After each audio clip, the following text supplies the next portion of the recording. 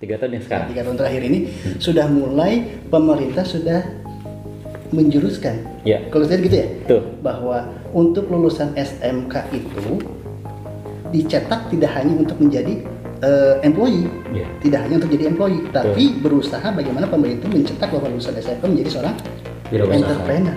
Itu ya keinginan yang sangat tinggi sekali.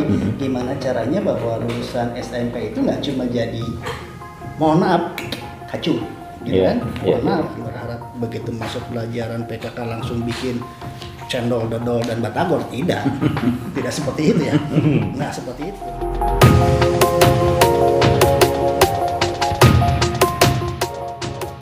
Selamat datang lagi di IT Home.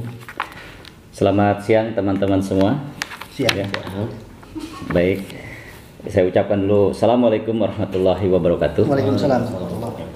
Ya.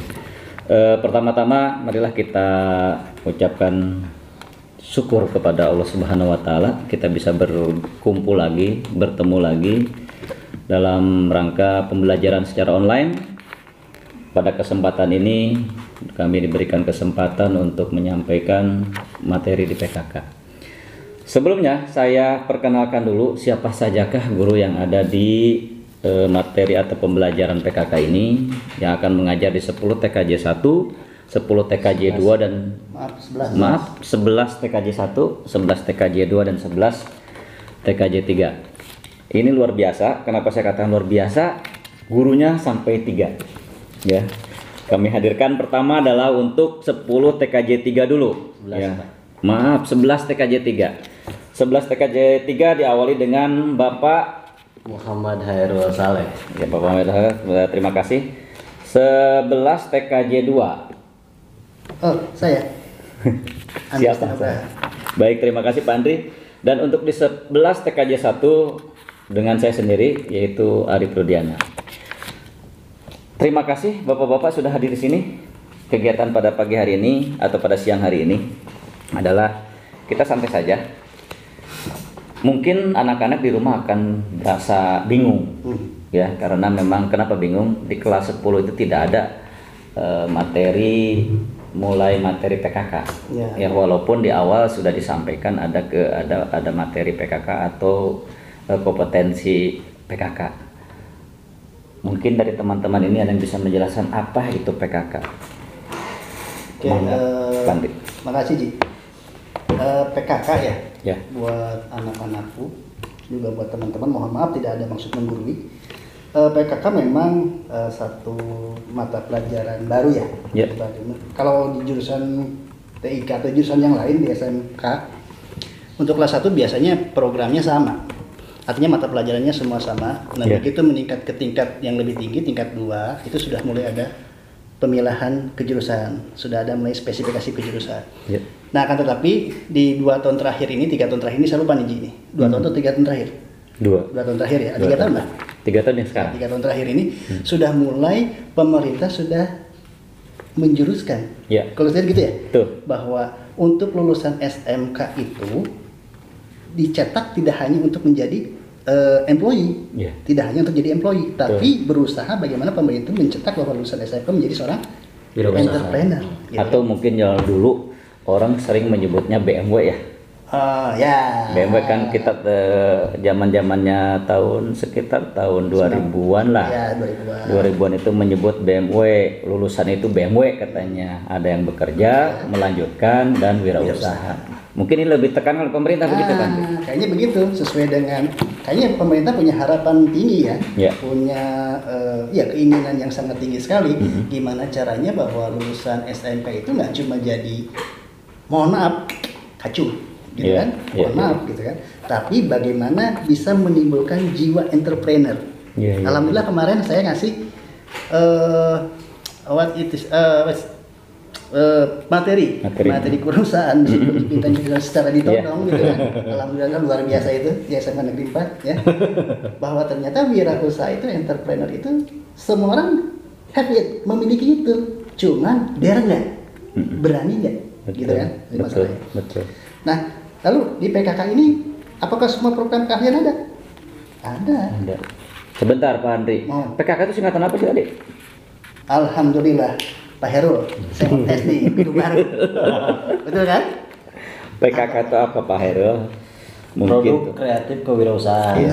Jadi lebih sebuah wirausaha yang lebih menjurus kepada jurusan. Misalkan produknya itu lebih menjurus ke jurusan. Kalau TKJ ya buat sesuai dengan TKJ-nya. Jadi upayakan ke jurusannya dulu kan? Diupayakan ke jurusannya dulu. Luar biasa, meskipun masih mimpi luar biasa gitu.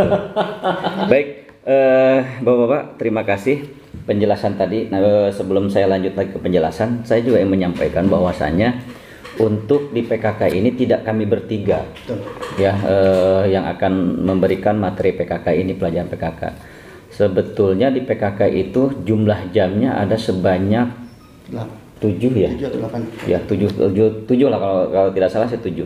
Dengan artian 7 itu adalah yang 2-nya adalah kewirausahaan. Kami di sini yang bertiga, mohon izin, ya, kita akan mengajar di produk kreatifnya. Ya, jadi kewirausahaannya itu nanti entah yang memegangnya adalah Bu Pur atau yang disebut dengan Bu Laurencia ya, kalau nggak salah Laurencia Purwanti, ataupun Bapak Ibu guru yang lain. Bapak Ibu yang lain gitu. Setahu saya sih yang sudah bahwasannya untuk yang mengajar di kewirausahaannya sendiri adalah Ibu Pur.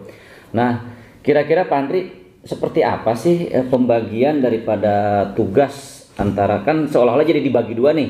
Ada produk kreatif dengan ada istilahnya kewirausahaan. Modelnya seperti apa begitu? Nah, jadi gini, di PKK ini, jadi kita itu tidak menitik beratkan hanya pada skill apa ya, hard skill, Betul.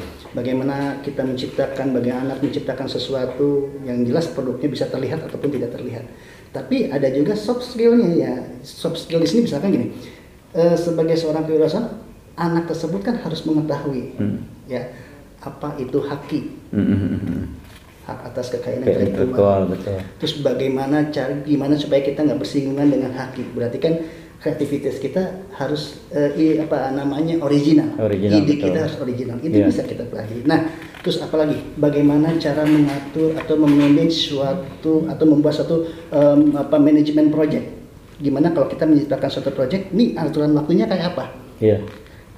Kapan saya bikin produk? Iya. Sebelum ke produk ngapain dulu? Gitu kan? Analisis dulu dan sebagainya. Analisis dulu. Jadi analisis ini munculnya dari mana? Analisis munculnya dari mana? Analisis itu kan muncul dari adanya masalah. Ya. Adanya masalah, dianalisis, kemudian kita buat satu desain sehingga buatlah suatu prototipe. Iya. Nah gitu. Betul. Nah jadi di PKK ini memang betul kata Haji Arif bahwa gurunya tidak cuma kami bertiga. Iya. Ada satu lagi guru kebetulan hari ini tidak bisa hadir. Betul. Nah, ibu atau bapak, ibu yang jelas ibu Pur ataupun bapak yang lainnya atau guru yang lainnya nanti akan mengajarkan teknik atau teori-teori kewirausahaannya. Ya. Seperti apa itu? Bagaimana cara memahami sikap perilaku seorang kewirausahaan? Ya. Seorang kewirausahaan itu perilakunya atau sikapnya, etikanya seperti apa gitu kan? Apakah seorang wirausahaan itu harus cuek? Bagaimana cara memasarkannya? Gitu kan? Betul. Nah, nggak cuma itu, gitu kan? Nggak cuma itu. Yang kedua, bagaimana lagi menganalisis peluang? Peluang ini produknya gimana loh? Terus itu tadi, kalau memang kita mau menciptakan satu produk, kita lihat dulu produk ini mau kita pasarin. Lihat nih, ada nggak produk yang sama? Iya. Kalau memang ada produk yang sama, hati-hati. Karena kreativitas dan inovasi itu ada dalam diri entrepreneur. Dan itu adalah ide. Yang lebih baik, ide ada dua. Ide ada dua, ya anak-anakku, ide ada dua. Original, unoriginal. Iya. Asli atau tidak. Ini yang dipelajari oleh teman-teman nanti, oleh guru, bapak ibu guru yang mengajar di kewirausahaan teorinya. Iya. Nah kita kreatifnya, produknya seperti apa? Produknya seperti apa? Gitu. Betul. Siap. Terima kasih Pak Andri.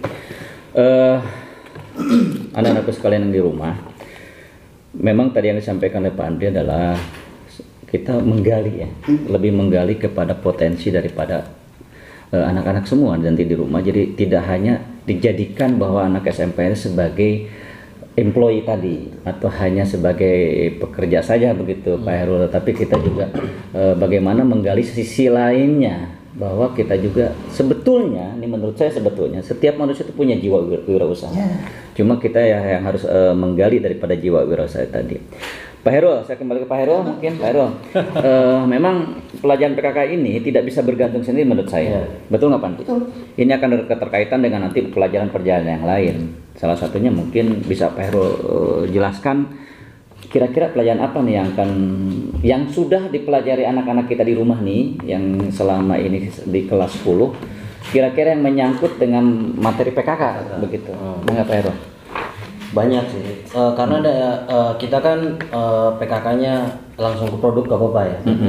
Kita kan IOT ya Pak ya. Di IOT itu dasar-dasarnya banyak. Di situ dari elektroniknya, kelistrikannya, jaringannya, termasuk di dalamnya harus ada sebuah programnya, yaitu yang dipelajari di kelas 10 ya. Dengan Pak Andi kalau salah ya.